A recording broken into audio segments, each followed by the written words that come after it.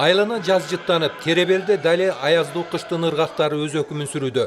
Бирок сырттагы адамды ичирткенкен сууктун илебин Сузак райондук маданият үйүндө өтүп жаткан кол күрөшү же спорттук термин менен айтканда арм рестлинг спорту менен машыккан атлеттер аптаптуу айга алмаштырып жибергендей туюлду. Тагыраак айтканда, бул жайга келген көрүүчүлөрдөн кол күрөшү боюнча таймашка түшчү чоюн бирек спортчулардан жана аларга саяпкерлик кылган машыктыруучулардан бут коерго жай жок болгонсуду. Бул ирет Сузак районунун борбору арм рестлинг боюнча Жалал Абад областынын чемпионатына жолдун алыстыгына байланыштуу 9 торолуктардан башка бардык район шаарлардан командалар келип катышты. Чемпионаттын салтанаттуу ачылыш аземине Сузак районунун жана Жалал Абад шаарынын жетекчилиги, ошондой эле Кыргыз Республикасынын улуттук кол күрөш федерациясынан өкүлдөр келишти. Мелдеш алдынан кол күрөшү спорту боюнча областтын биринчилигин уюштурууда өздөрүнүн жигердүүлүгүн көргөзгөн инсандарга атайын дипломдор жана алкыш барактары тапшырылды.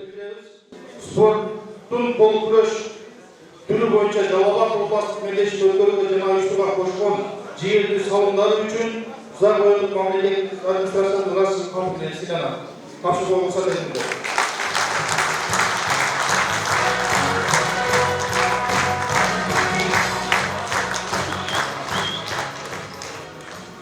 Спорттун кол күрөшү боюнча Жалал Абад областык мелдешин өткөрүүгө жана уюштурууга кошкон жигердүү салымы үчүн Сузак райондук мамлекеттик администрациянын ырайымдуу комплексин Эсенгелдиев Камер Мундашев сыйлана.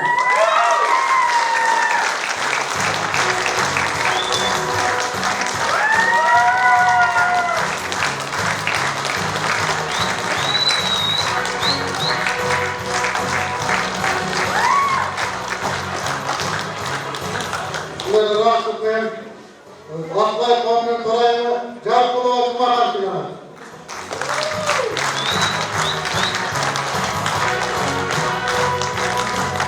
Кол күрөшү боюнча Сузак жергесинде алгачкы жолу өтүп жаткан Жалал Абад областынын биринчилигине бул жолу 400гө жакын спортчулар, өспүрүмдөр, жаштар, чоңдор, кыз келиндер жана мүмкүнчүлүгү чектелген атлеттер категориясына бөлүнүшүп, 27 салмак бирдигинде күч сынашты. Чоюн билек балбандардын ар бир кыймыл аракеттерине арм рестлинг спорту боюнча Кыргызстандын башкы машыктыруучусу башында турган калыстар тыкыр көз салып турушту. Негизи Сузакта чемпионаттар өтүп турат, бирок областтын чемпионаты биринчи жолу өтүп атат. 9 Тороо районунан башка биздин областыбыздын бардык район шаарларынан катышып атат. 400дөн ашык катышуучу бар азыр. Өтө күчтүү спортсмендер келип, булдан уткандар республиканын чемпионатына катышат. Ошол эле дүйнө чемпиондору, дүйнө призерлору биздин областыбыздын чемпионатында утулуп калышы деле мүмкүн. Ошон үчүн алар милдеттүү түрдө катыштырабыз, себептен аларды көрүп башкалар да опыт алыш керек.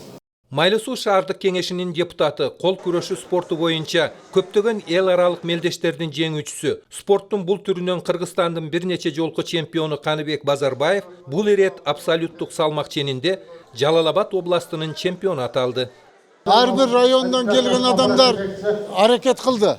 Бүт бар аракет менен келет.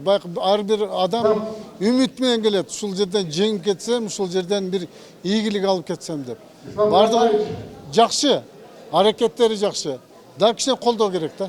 Арм рестлинг спорту боюнча Жалал Абад областынын чемпионатынын жыйынтыгында командалык эсепте 150 упай топтогон Ташкөмүр шаарынын спортчулары биринчи орунду жеңип алышты. Экинчи орунду 50 упай топтогон Майлы Суу шаарынын атлеттери ээлешти. Ал эми 3-чү орунду Жалал Абад шаарынын курама командасы камсыз кылышты. Кол күрөш боюнча Жалал Абад областында жеңип чыккан спортчулар 27-28 март күндөрү Ташкөмүр шаарында өтүүчү Кыргызстандын биринчилигинде Жалал Абад областынын намысын коргошот. Маматкадыр Маматалиев, Алтынбек Бекмолдо уулу, Сузак району.